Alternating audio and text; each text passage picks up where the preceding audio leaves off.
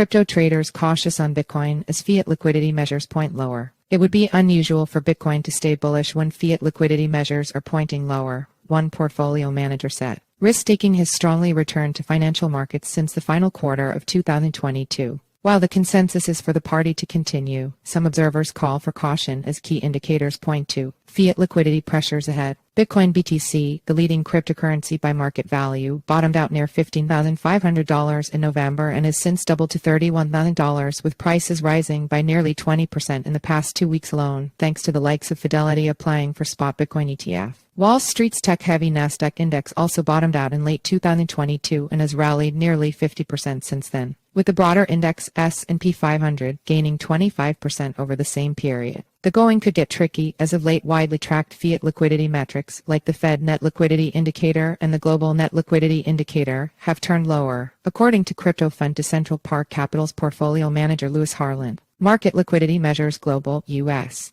domestic point lower and would be unusual for BTC to be constructive with both liquidity measures declining over coming weeks, Harland said in a market update on Monday. This is the single biggest reason we are cautious for BTC despite the bullish consensus market view and think this is being overlooked by investors, Harland added. Fiat liquidity conditions heavily influence risk assets like Bitcoin and stocks. Historically, turning points in fiat liquidity conditions have marked significant peaks and bottoms in risk assets market valuations. The Global Net Liquidity Indicator, which considers the fiat supply of several major economies, has dwindled to $26.5 trillion, the lowest since November 2022, according to data from the charting platform TradingView and Decentral Park Capital. The Fed Net Liquidity Indicator, which gauges the amount of U.S.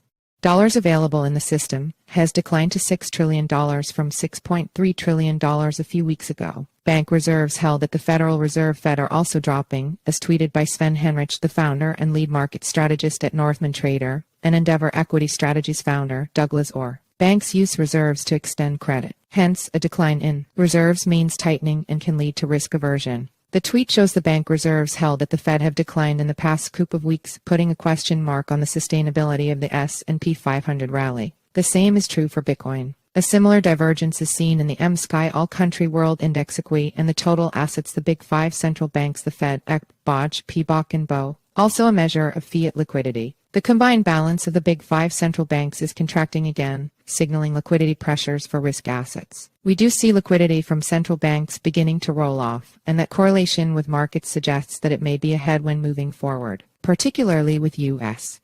Treasury issuance pulling more liquidity out of the market. Pseudonymous macro trader and investors markets and mayhem said in Sunday's edition of the newsletter, noting the divergence between stocks and central bank balance sheets.